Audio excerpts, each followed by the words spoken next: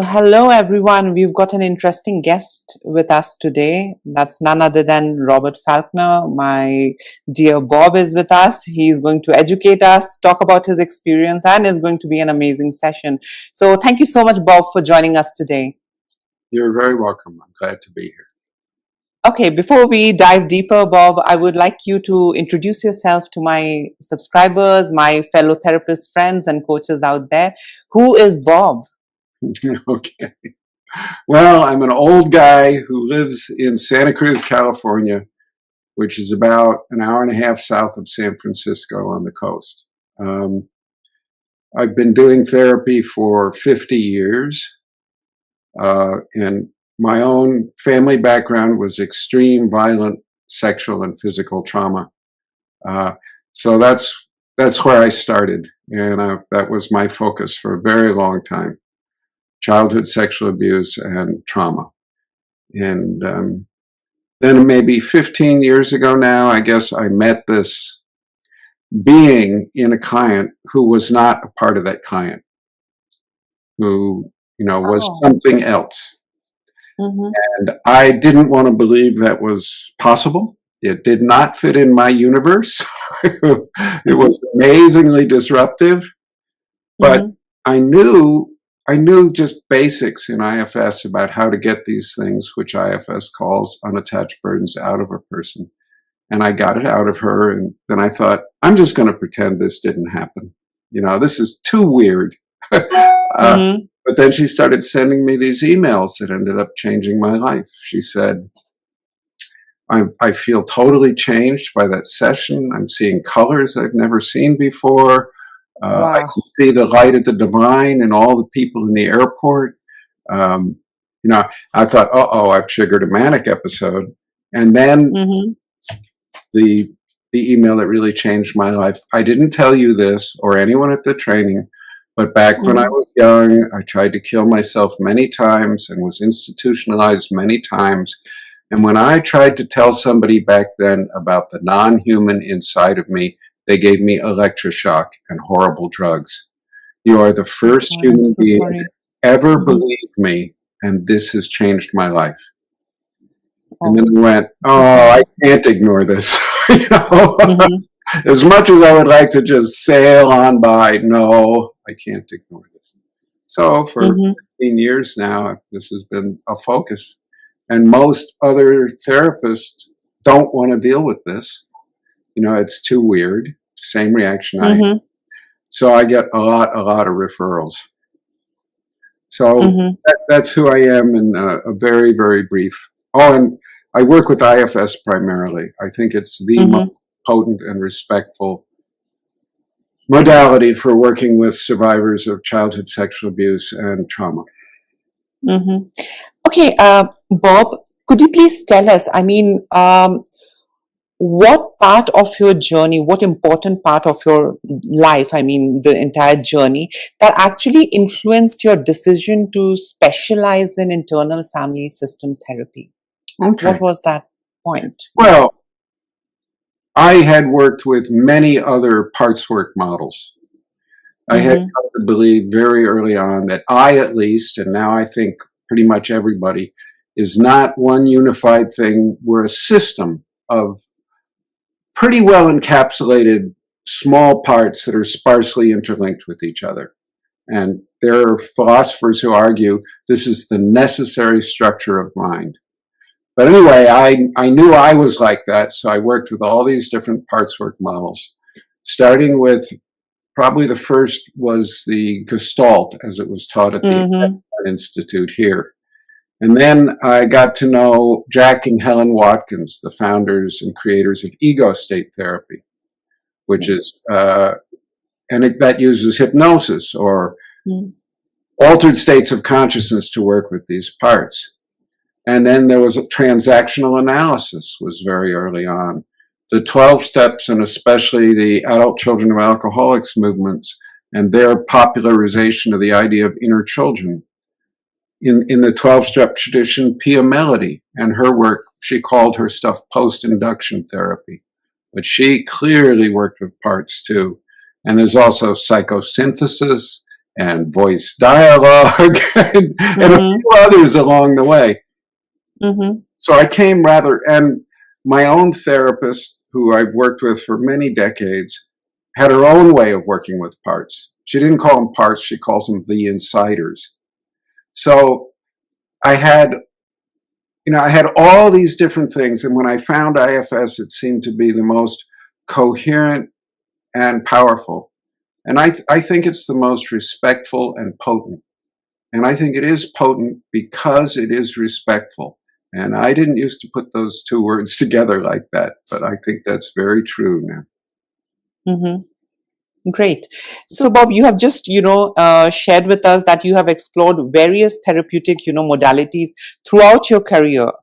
Now, I would want to know what aspects of IFS specifically, resonated with you that, most, led you into, the entire, attracting your focus onto IFS. What was Okay. about IFS that attracted you and not others?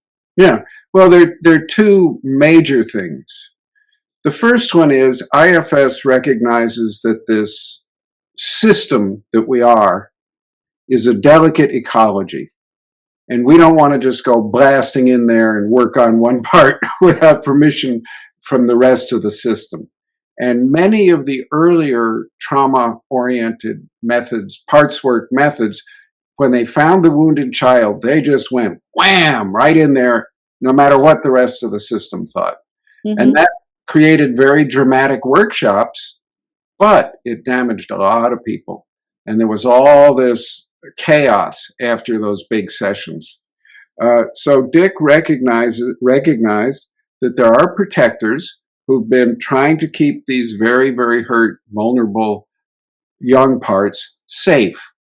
Sometimes by managing stuff so they never get triggered, other times by drinking a lot or doing some other behavior to tamp down their big emotions when it comes up, and that you need to get the protector's permission first.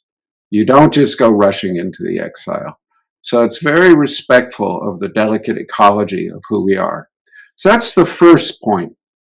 Mm-hmm. There's only one other parts work model that recognizes this protector exile division, and that's Pia Melody in her work. But that's a sort of side point. The other thing is Dick talks a lot about the recognition of self.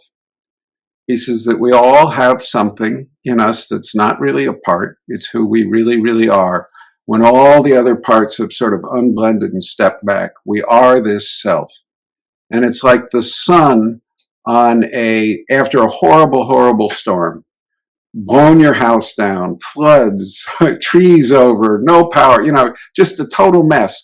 But when those clouds part, the sun is there, it's undamaged, it's not even dirtied, it's still there.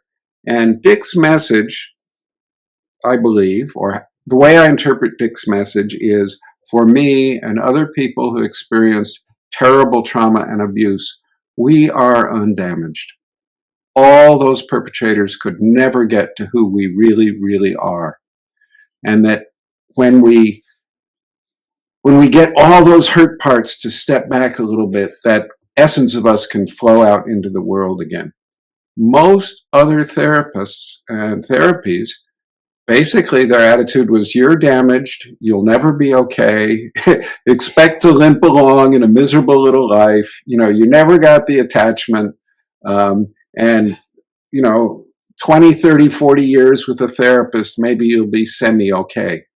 And Dick says, no, who you really are is undamaged, not even dirty. And that is a life-changing message for a lot of people with severe trauma histories and severe abandonment histories, the big attachment stuff. This is very different than what most other therapies were saying. And this self, which he came to say later in his work is the most important part of IFS, also opens the door to spirit and spirituality and contact with what the 12 steps would call a higher power. And I think this is really, really necessary. And it's very sad that it's been largely exiled and driven out of therapeutic interactions. Absolutely. Bob, in your book, The Others Within Us, you delve into the concept of unattached burdens. I mean, that's a very common thing that we get to read, quite often in the book. So could you please explain me, as well as, my viewers, what these are and how they manifest in individuals' life? If you could just simplify, for us Mhm. beginners. Yeah, okay. Mostly when we go inside and we start interacting, it's parts we interact with.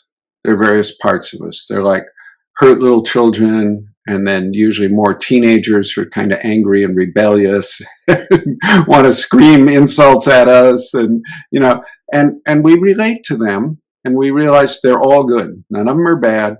A lot of them have huge burdens, and we help them unload those burdens. And the model for this kind of healing is, it's like most people walk around the planet and they're in a state of internal civil war. Most of their life energy goes into fighting themselves, and that's very sad, but I think that's literally true. And the goal of IFS is to convert this inner civil war into like an orchestra or a band or a dance troupe or a sports team that functions well together. We're not trying to homogenize all the parts and make it one thing.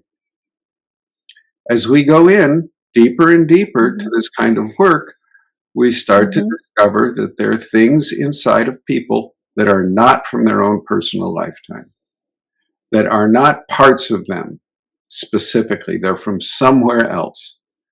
The first ones we usually discover are legacy burdens, things that were passed down through the family. And this is easier for most people to accept because there's hard science behind this now. There's the science of epigenetics, and there's the Diaz wrestler experiment. And, we can show hard sciences, this stuff is here. So even the most hard-headed materialist will usually go, yeah, that's real, and we can work with that. There's also stuff inside of people as you go farther and farther into their inner world that's not from their lifetime. It's not from their legacy. It's not from their ancestors. It comes from somewhere else. And some of these things are very negative, which IFS calls unattached burdens, and some are very positive, which IFS calls guides. I think IFS's decision to call them unattached burdens or guides is kind of unfortunate, because you have to decide what they are right at the beginning.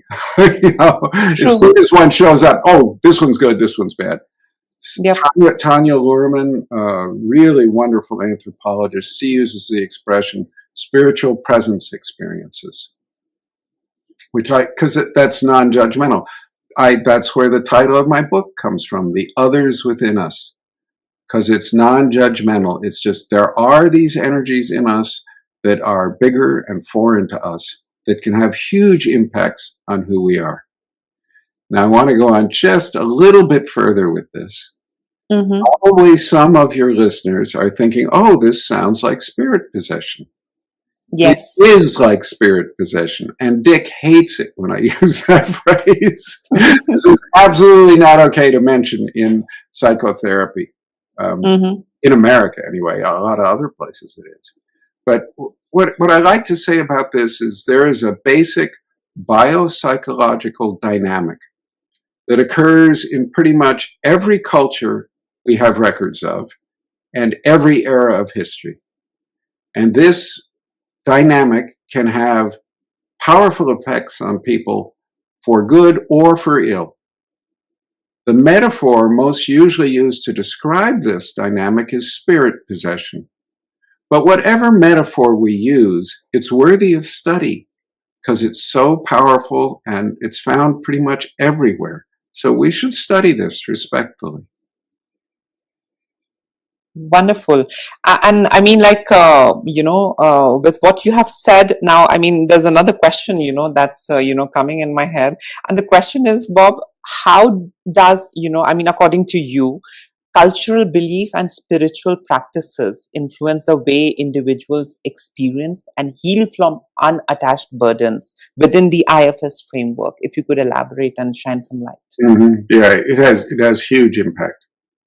One other thing that's happening in the UK is that Mm-hmm. many therapists there are more open to this because there's so many Islamic people, and they are very comfortable with jinn possession.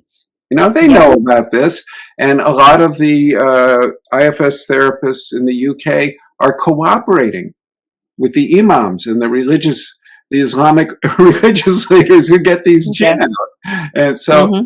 so that's, in an odd way, that's opening the door. So Mm-hmm. I try to stay with radical pragmatism. I don't know what's real in these very odd realms that are beyond what Western science recognizes. And I don't even try to really figure that out. Where I keep my focus is what helps the individual in front of me? What reduces their suffering?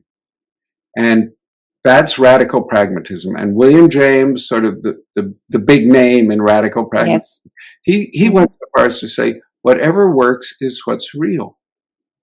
So I try to keep my focus there. Does this help people if I do this? Does this help? And that's a much more answerable question. I get immediate feedback working with people and about, oh, this is helpful, this isn't. So I work really hard to keep my focus there. And about Mm-hmm. specific cultural stuff, I've worked all over the place. I've worked in Pakistan, China, Korea, Japan, Wow. Australia, Canada, Mexico, on and on. And I've worked with a lot of people from many different countries.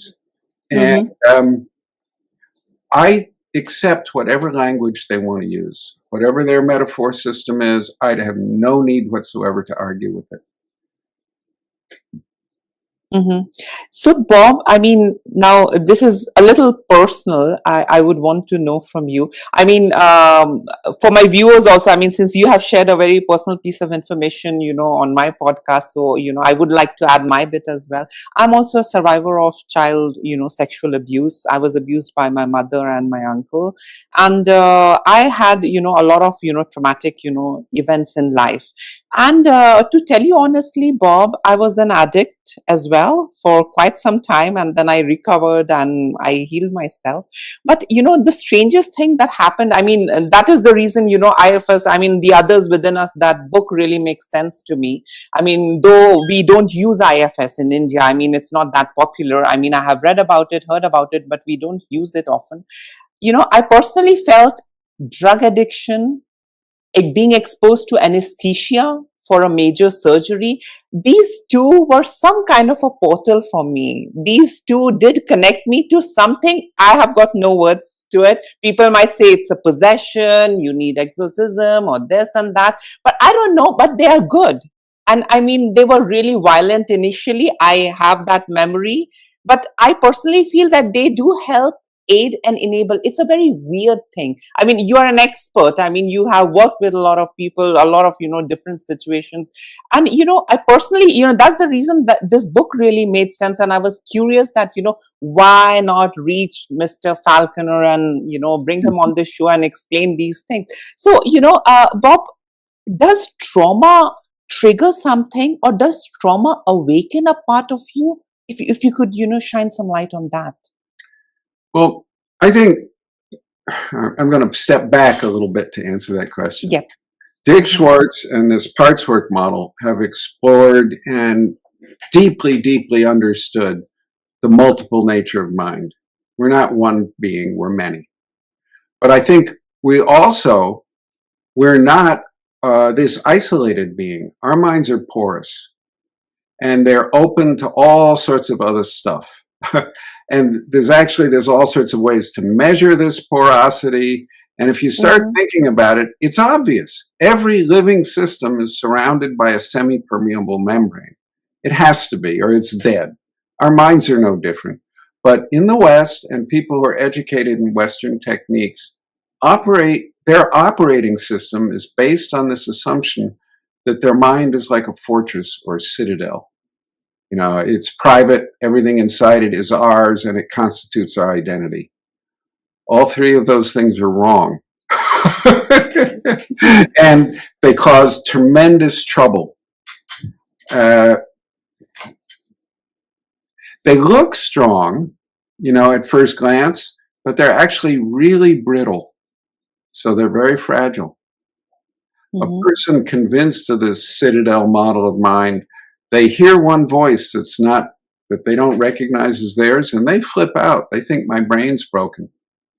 In a lot of other cultures, people can have that kind of experience and welcome it in a good way, or at least not think they're totally damaged and destroyed, and not have it destroy their lives.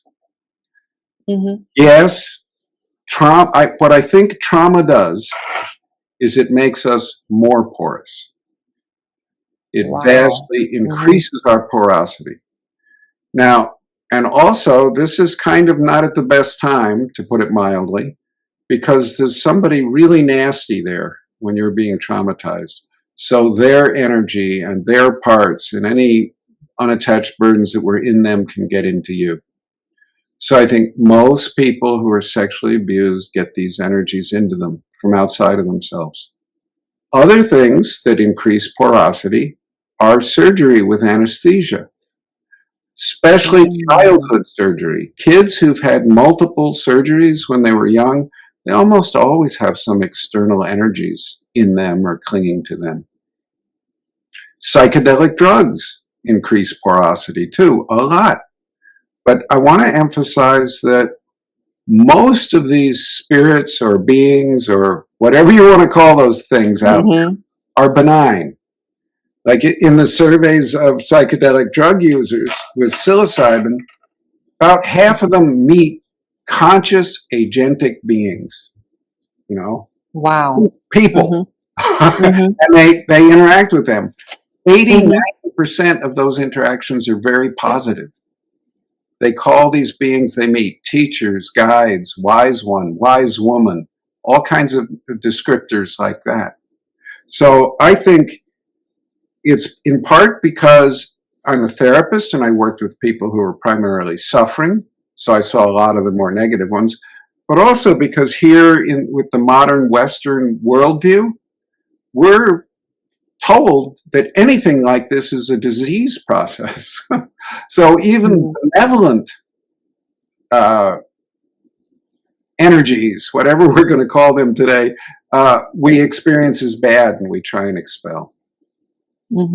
So yeah, there's all sorts of things that lower or higher our level of porosity, and there are 5 or 6 different scales that have been developed to measure this, which we can talk about if you have a therapist audience.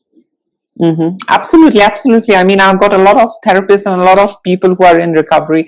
But Bob, before you go down that way, I would like to know, are you trying to say that a traumatic event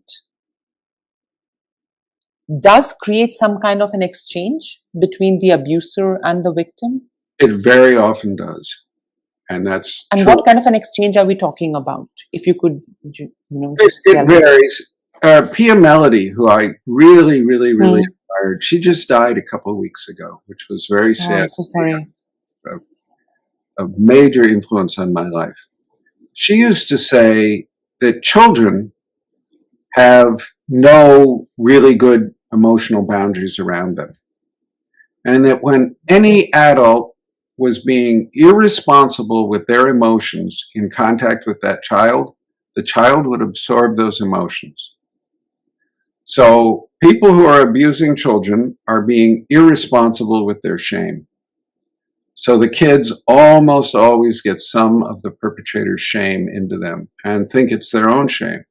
They don't recognize this is not theirs. Also, there are other energies. Sometimes there are some of these unattached burdens in the perpetrator that can literally get passed on to the child they're abusing. So, yeah, I think this kind of stuff happens a lot. And Bob, do you think that exchange also alters your personality? Well, it's more like getting a parasite on you. Getting a parasite makes you feel weak and depleted, Mm, all of that. It doesn't really alter who you are. mm-hmm. Wonderful. So, Bob, you have been a pioneer in speaking openly about, male childhood sexual abuse. I would want to know, how has this advocacy, impacted your therapeutic practice and the broader conversation around trauma? Okay. Well, yeah, I was, and very early on, and most people, especially younger people, and almost everybody's younger than me these days, forget that it wasn't that long ago that the existence of child sexual abuse was denied by Western psychotherapy.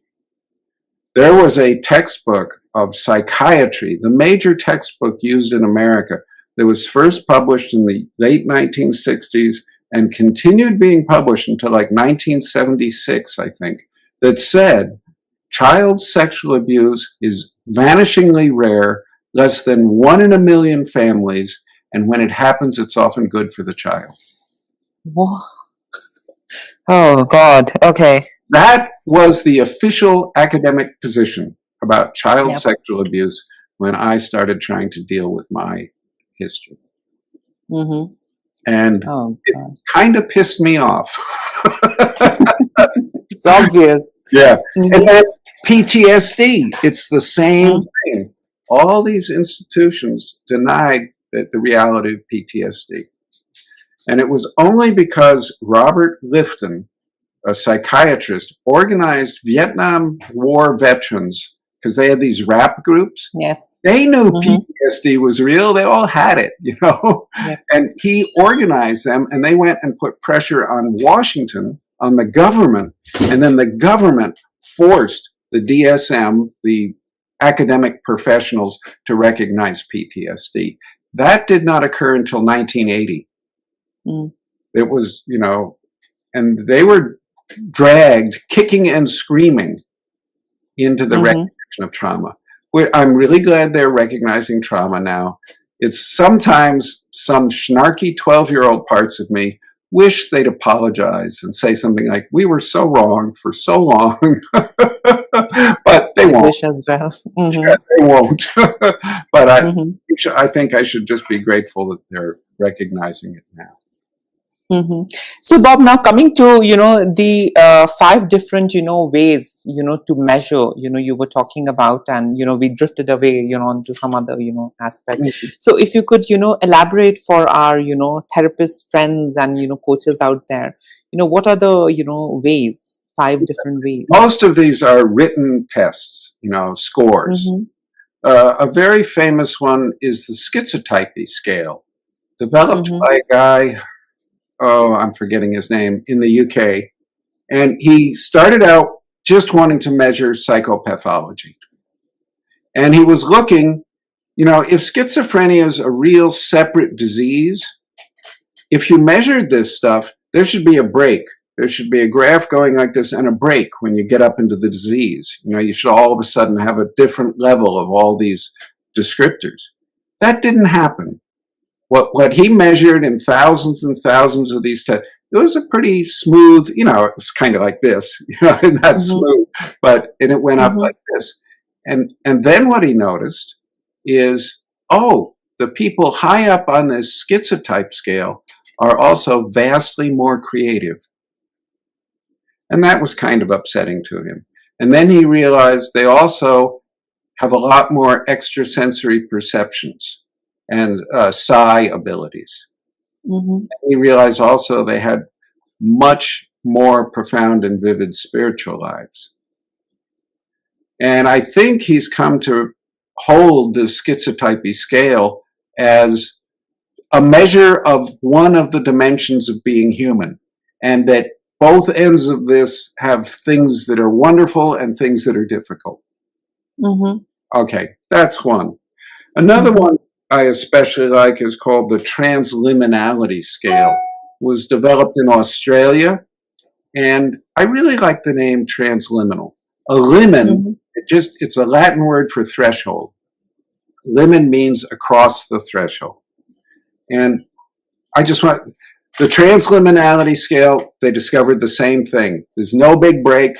It's a it's a curve like this, and there's good stuff and bad stuff at both ends.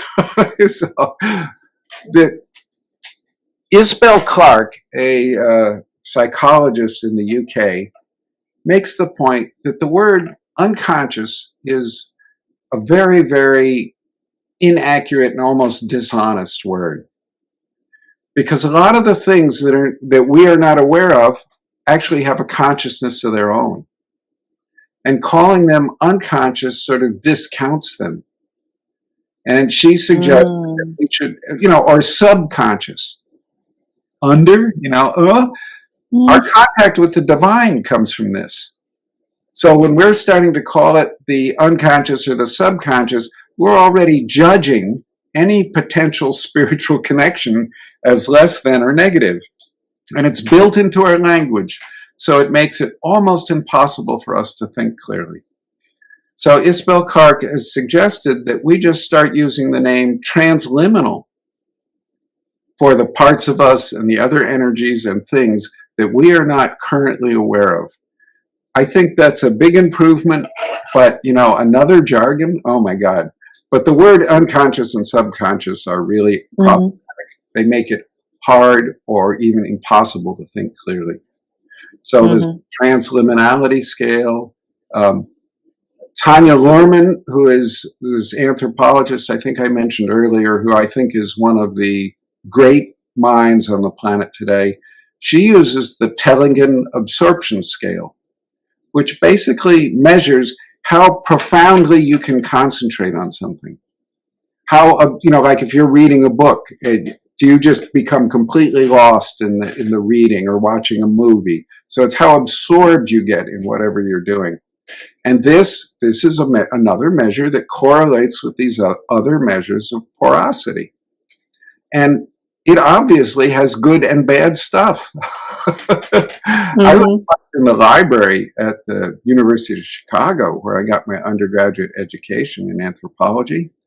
And this guy sat down next to me who I recognized as one of the major professors, a famous scholar in Asian studies. And I went, oh. And then this huge stack of books fell over, and it went off like a rifle shot. This really loud noise. Everybody in the place went, huh! He didn't even notice it. He was so absorbed in what he was studying, he didn't hear this thing that was incredibly loud. So I think this is one of the reasons why he was a great scholar, was because he had this ability to become so absorbed. But people who are, quote, psychotic or schizophrenic also score very high on this absorption scale. So again, there's another one, the sensory delight scale. How much pleasure you can take in your sensory experiences correlates with this. There's also the Stanford hypnotizability scale. Now, there's a lot of boring arguments over whether or not this actually correlates with those other scales.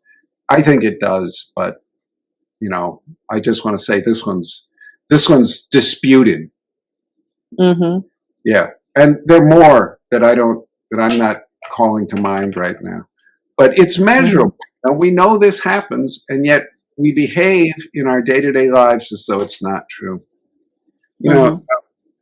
Daniel Siegel, the guy who founded interpersonal neurobiology, talks about this same thing, and he calls it the myth of the solo self. That who we are is this encapsulated private thing, not interconnected to all these others. And he said this myth is so deeply embedded in the very grammar of our language that we cannot think clearly about who we are. And we need to create a new language. And I think he's got a point. In one of his books, he's trying to invent a new language, but it's so awkward. It's so difficult to think beyond this. You can do it rationally up here, but to actually into your operating system where it becomes what you live from, extremely difficult. I personally feel, Bob, we are like onions, different layers. But the, question that I'm, seeking answer for is that do we really need trauma and pain to, open our eyes to the different, parts of us to activate them? Is there a happy way as well that exists? Or it's got to be a painful and traumatic way? What are your thoughts on that, Bob? I have no idea. Usually the people who are in the happy way don't come to me. So my sample is incredibly skewed. Mm-hmm. But, pain is perhaps the better teacher because it's really hard to ignore. Mm-hmm. But no, I don't. It must be here for a reason because there's so much of it. Pretty much every religion suffering is right up there at the very, very forefront of what the religion talks about. So I mean, I personally have read a couple of verses in Quran that says that, you should endure the suffering because he's testing, and then you will, be gifted with, freedom and paradise. So, I interpret, that paradise is where you can be happy with all your different selves. Everyone will coexist happy and they'll be there. You don't need to trigger them with pain. They all will be there with you present, and you'll be in connect with all of them.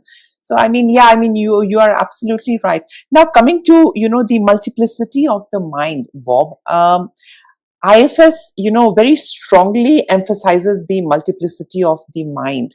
So how does recognizing and working with our internal parts facilitate healing, and especially for the trauma survivors, the victims? okay, good question. Multiplicity is not created by trauma. We are born multiple beings, and it's a good thing. We could not function, and they know this with AI now and computers. If it was just one central processing unit, no matter how big that unit was, the computer would be an idiot. It has to have sparsely, largely contained, sparsely interlinked subroutines. That's sort of a key architecture of mind. But what trauma does, it pushes these divisions even further. Now, if you think of some kid being raped and beaten, it cannot contain that pain and continue to live. It can't be aware of that and wake up and go downstairs and know, oh, I'm dependent for my survival on the person who raped and beat me last night. So it encapsulates that, hides it away, buries it as far as it can, so that it can go on living. It's actually a wonderful skill to dissociate like that. It's a survival skill. It's not pathology. Dissociation is not pathology. It's a wonderful survival skill. And then when you've got this thing, this ball down there holding all this pain, then layers of protectors form to prevent that ball from being triggered and having all those flames of overwhelming emotion come up. And then another class of protectors, if all that emotion comes roaring up, this other class of protectors knows how to put those flames out. And this second class, which IFS calls firefighters, this is where addictions come from. Or it's how IFS considers addictions. Where those parts are just, I'm going to stop this pain no matter what it costs, because it's just too much. It will destroy the person. So that's, in a ridiculously short, oversimplified view, how IFS works with trauma. And then what we do is we get permission from both of those sets of protectors to go work with the trauma. And then we go back there and witness that part so that it's no longer stuck alone with all that horrible suffering. And we can do that in ways that don't overwhelm the whole system. So let it out in a reasonable way, witness the part, get it out of where it's been stuck in the past, and help it unburden, shed, let go of all the extreme emotions and beliefs it took on back then. And then that exile is free, And when exiles are free, they're usually delightful. They're innocent, joy-filled, playful, like wonderful little kids, you know? And they bring so much to the system. And then once the exile is free, those protectors who've been working so hard to keep that exile sort of contained like that, they can go on and have bigger, more rewarding jobs. They're not stuck in their role. Usually, if you talk to them for a while, they go, I hate what I'm doing, but I don't have any choice. I have to do this. So, Bob, at any point in life, I mean, do these unattached burdens, I mean, the manager, the fighter, I mean, do they take a back seat? Do they leave us? Or, you know, it's cyclical. Let me come in right away. The managers and the firefighters and the exiles are not unattached burdens. Those are two different things. Unattached burdens are not a part of the person's system, and the parts of a person's system can usually be categorized as managers, firefighters, and exiles. Two kinds of protectors, one group of exiles. So they're quite different things. No, I don't think, and Dick doesn't think, that it's we don't want to put it all in a blender and turn it to a mush. we want it to, you know, like in an orchestra, it would be a terrible orchestra if everybody was playing the oboe. You need all the different instruments. You don't want to put them into a mush. So you want them all there, and you also want the presence of this self energy that we talked about. This who you really are core that the entire system can sort of organize around, and the self can become the leader. Okay, Bob, I would like to know, you said that these two things are different, unattached burdens and the, you know, firefighters and the managers. Can unattached burdens become your manager? Just a question. Not really. They can pretend, or they can come in and, you know, get a hold of a manager and do a lot of stupid stuff trying to be in a manager role, but they can't really become a manager. A manager is a part of you, and an unattached burden is not a part of you. And that's like a fundamental difference. So are we saying that unattached burden, I mean, the unattached burden's origin is not inside of us? Right, exactly. Yep. Okay, great. It's not now our family either. Who knows where it's from? It's not from inside of us, and it's not from our ancestors. Okay, Bob, you talked about the state where we are very porous, we are like a sponge, we are very receptive. I mean, certain situations, you know, creates or increases that porosity. Bob, I would like to know, does this unattached burden, I mean, as per, you know, the IFS, you know, modality system, does it hop from one person to the other, or does it wait for that porous moment? I mean, does it wait for that, you know, state where you are very porous and then it goes in? I mean, how does the, you know, transition, travel, or, you know, hopping on happens? If you could just explain us in simple language. Yeah, they can hop from one person to another. That does happen. And they usually, it isn't just a matter of porosity. The most common way these things get in is there's some kid being hurt, and it feels absolutely powerless, which it is. You know, there's some adult abusing it. So the unattached burden comes in and says to the kid, hey, I'll offer you power. I've got power. Would you like some power? And the kid, of course, says, yeah, give me some power. And the trouble is, the unattached burden doesn't give real power. It might give the kid some numbing and some illusion of the power at the beginning, but then it keeps the kid powerless, because the unattached burden is a parasite that you could think of as feeding off the kid's energy. So it wants to keep the kid powerless so that the kid it can continue to feed. So the most common thing is these unattached burdens offer power to the powerless. They often also offer companionship to the abandoned. And there are other ways they can get into, but they almost always, they're offering something that's a lie, and that's how they get in. So are you saying that the common way is through pain? Pain could be a portal to Yeah, invite them? very pain, early anesthesia, all sorts of stuff like that. Yeah. Trauma. And how are they really, Bob, in that case? I mean, you have explained how they come in. How do we, get rid of them? Is there a way at all? Yeah. The first thing is you got to make sure it's not a part. Almost all the things people find inside themselves, or the vast majority of things people find inside themselves, are parts. For example, let's look at somebody who hears a suicidal voice all the time. Oh. You got to kill yourself. You got to kill yourself. You're such a miserable. You got to kill yourself. You got to kill yourself. And they've been hearing this for years. Now, it could be a part, or it could be an unattached burden. Most people just want to kill that voice off. You know, it makes sense. You'd like to amputate this, right? Get rid of it. It's like alcoholics a lot of the time.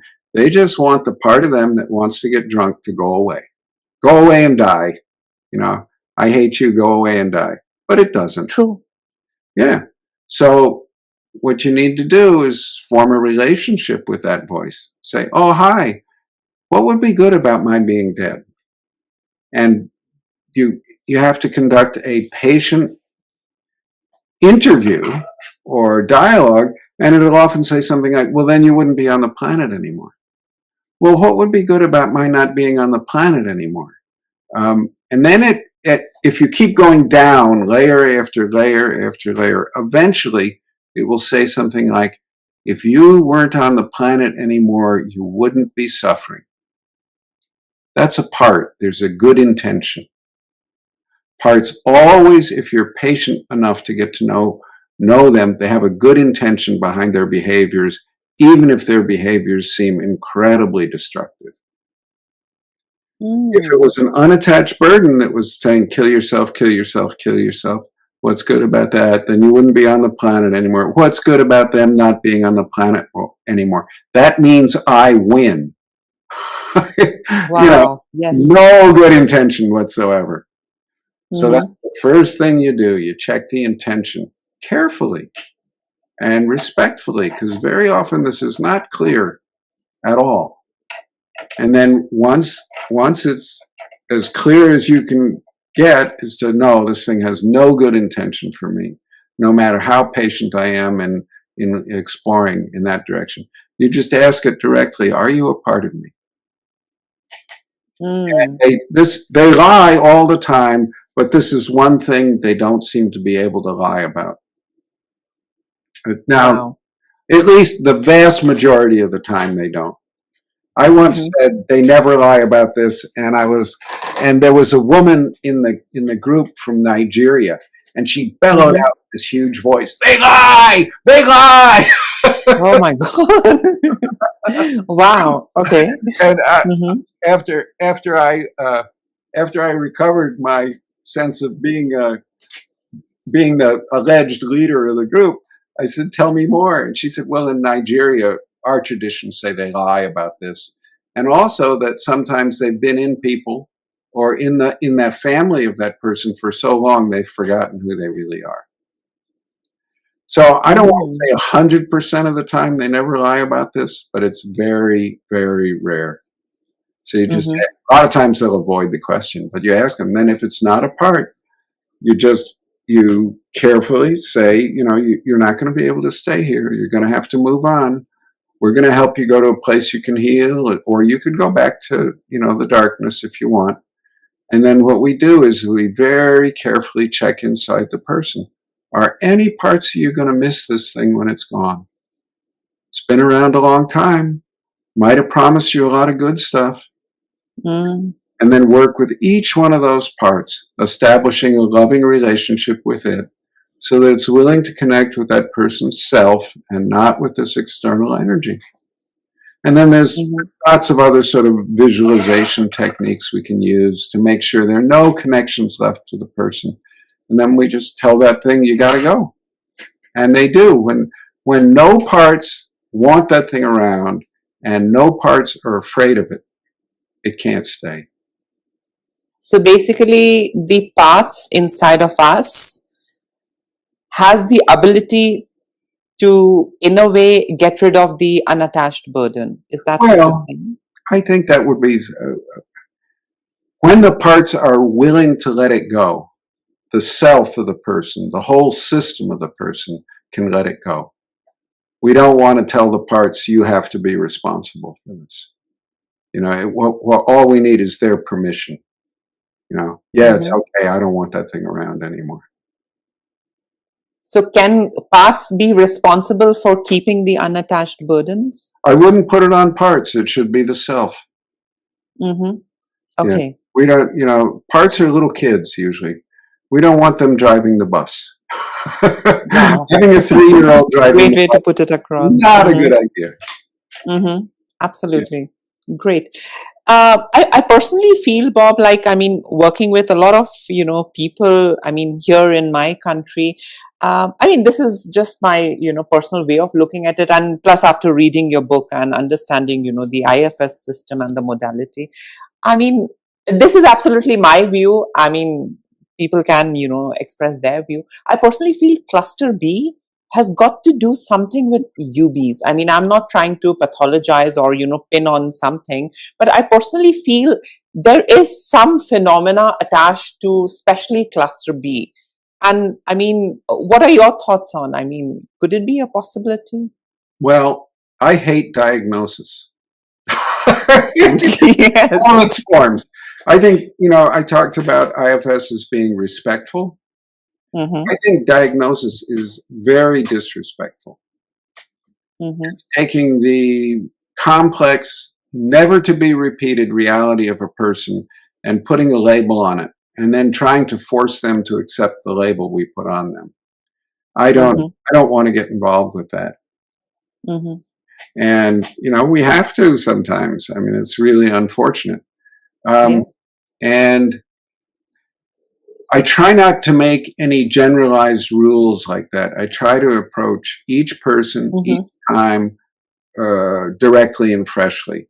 If a person's sensing some big energy in them, like a voice telling them they need to kill themselves, or this big dark cloud that feels like it's really heavy on their left shoulder, or scary visions at night, whatever it is, we want to just get to know what that is with as few preconceptions or theoretical ideas as we can have going towards it.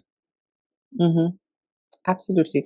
So, Bob, have you found value in integrating, IFS with other therapeutic approaches or practices such as Gestalt therapy or spiritual tradition in your work, with your, set of clients?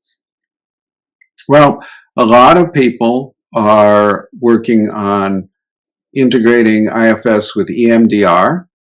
Yeah. And with focusing, Eugene Gendlin's school, and Anne Cornell Weiser, a wonderful, wonderful therapist in the focusing tradition. I think that's okay. I don't have any problem with that. I think where IFS hasn't gone as far as I want it to go is in the direction of integrating with spiritual traditions. I think, it's in the West, it's very, very hard to talk about spirit and spirituality in a therapy room. When I was trained, we were told not to. Keep your nose out of that. That has nothing to do with healing. And now I'm thinking that's absolutely insane to say that. So more and more, I think IFS sets a stage or creates a foundation when we can help people's systems stop being this internal civil war, start to be a cooperating team, and release these hidden capsules of pain. Because if you've got a bunch of these hidden capsules of pain, it's like carrying a huge sack of rocks over your shoulder. You're going to be tired all the time and exhausted. It's a big burden. So when that's all done, that sort of clears the ground so that we can have contact with spirit in a good way, in a very powerful way. And those profound, ancient energies can start moving through us and out into the world. And I think the concept of self sort of opens the door. You know, the MAPS people, the MDMA research people, they talk about inner healing intelligence. I think they're absolutely right. Every human being I've met has some deep intelligence, deep ancient. They have ancient wisdom in their bones, in their tissues, in their breath. And I think it's my job to help them connect to that. I'm not this big fancy healer out here. I'm just pretty good at getting the garbage off that stuff, you know, so that they can connect with who they really are. So I think expanding therapy more and more into a spiritual direction, that's the direction I'm going in. Great. So, Bob, IFS, emphasizes compassion and understanding towards all parts. I mean, we need to be respectful, we need to be compassionate. I agree, to that. Even, those that behave in harmful ways. I mean, that's what IFS advocates, right? I mean, it teaches us to be respectful.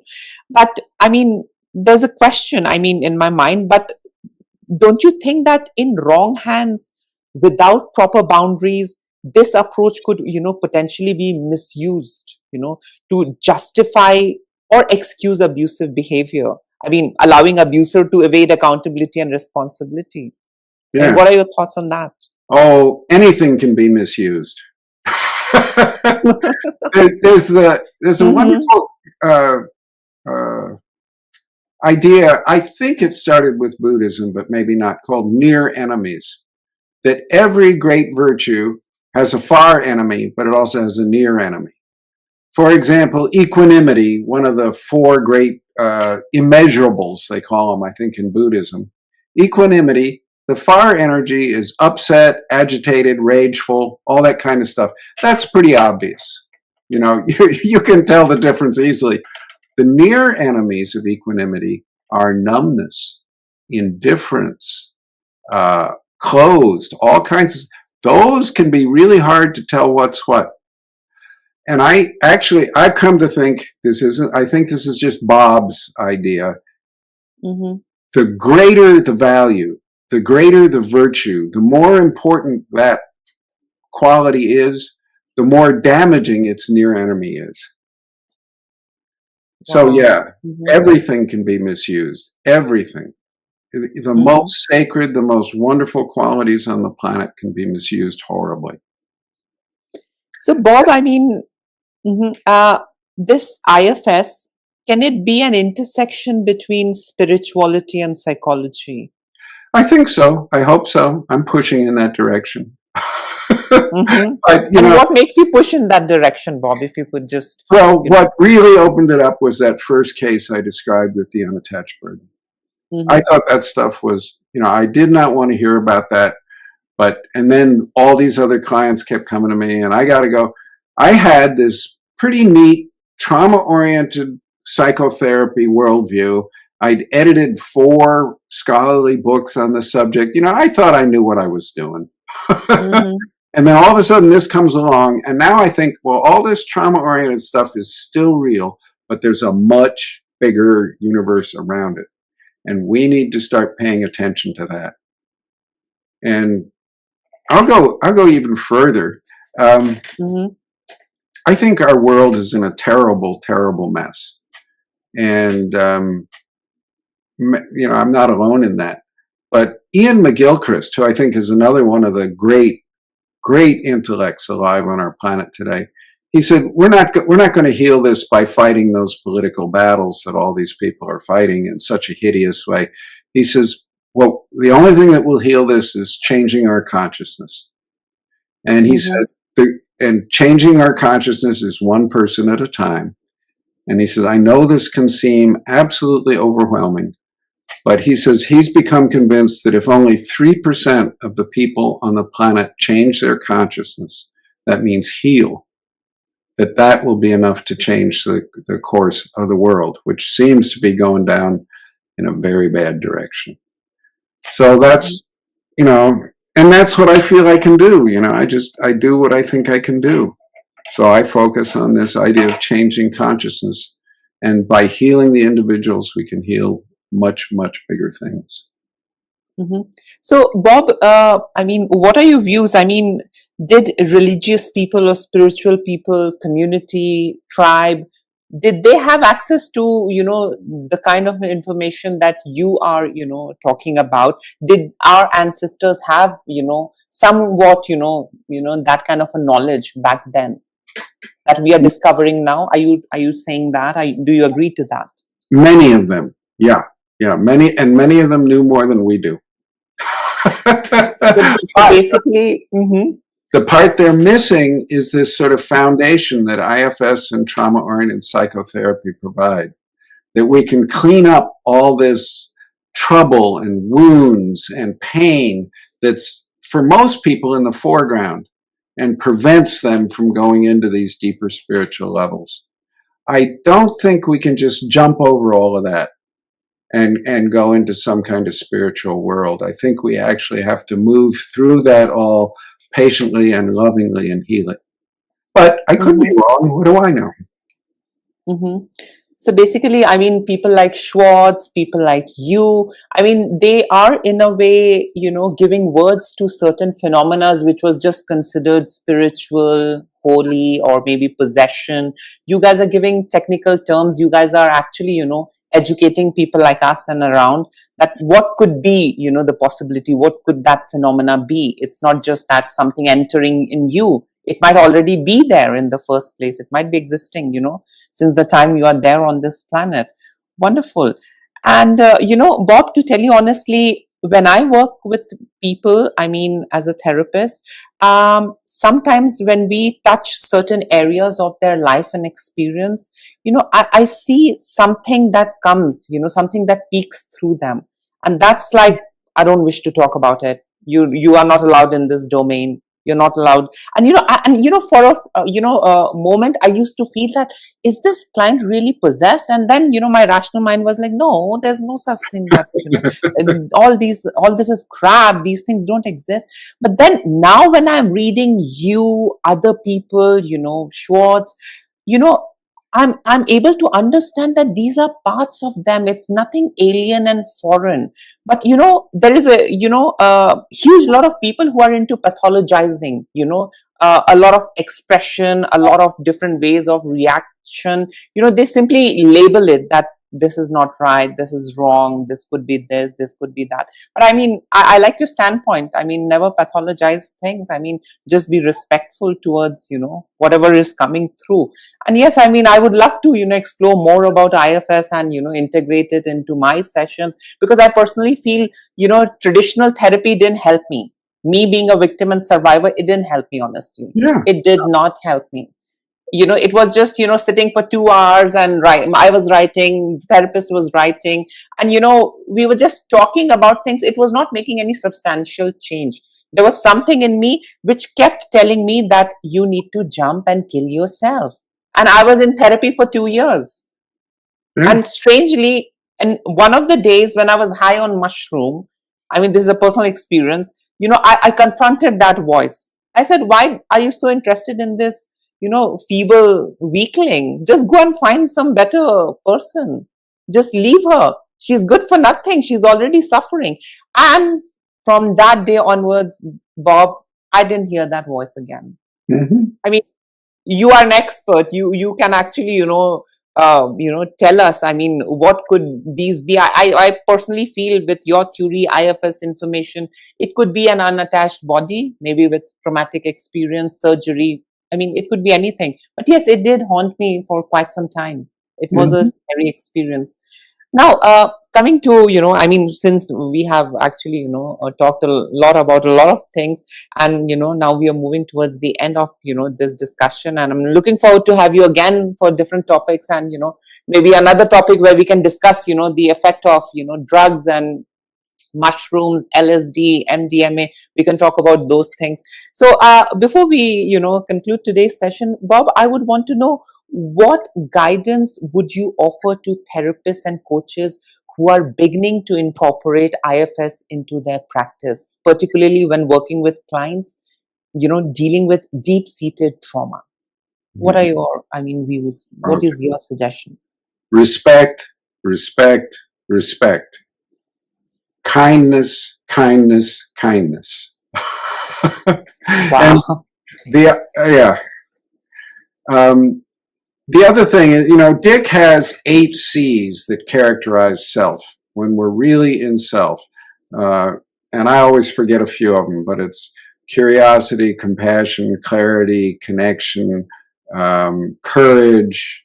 There's a couple more. The most important of these, and the one if I don't have this one on board, I will stop the session and say, give me a minute. I need to work with my parts so that I can get back here. And that's curiosity. If you are not genuinely curious about what's going on in that human being in front of you, you need to stop the session and work with yourself. Every human being is a totally unique being. There'll never be another one like it again. And even if you sat with them for hundreds and hundreds of years, they would still remain a mystery. So don't start slapping a label on them. Stay curious. Welcome them. And there's 2 kinds of curiosity. One you can think of as Sherlock Holmes, like, I want to figure out an answer to this problem. And, and as you go into that kind of curiosity, your focus gets tighter and narrower and more precise, and you focus in and you solve the problem. And when that kind of curiosity is complete, the problem's solved, it's over, it's dead, it's done. There's another kind of curiosity I would call heart curiosity. Feels the same at the beginning, but as you move in that direction, instead of this narrowing of consciousness, you open your consciousness. And you notice, as I focus on this human, what happens in my chest? All your sensory modalities. And as you move in this direction, you don't get closed on an answer. You start moving towards wonder and excitement, maybe, and then awe, and then even like ecstasy and this sense of the vast mystery that every human being is, every single one. And that's the kind of curiosity you need, this heart-centered curiosity. And when you're in that genuinely, healing happens. You don't have to do a whole hell of a lot. Wow. People respond to that at a very profound level.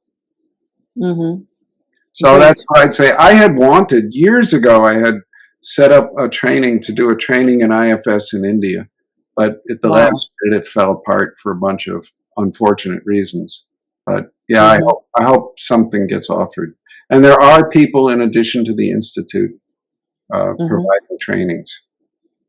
I'm sure. I'm going to mention your email. So a lot of my therapist friends and coaches and who are interested in this topic and domain, you can, reach out to Bob. And yes, he's always there to educate us.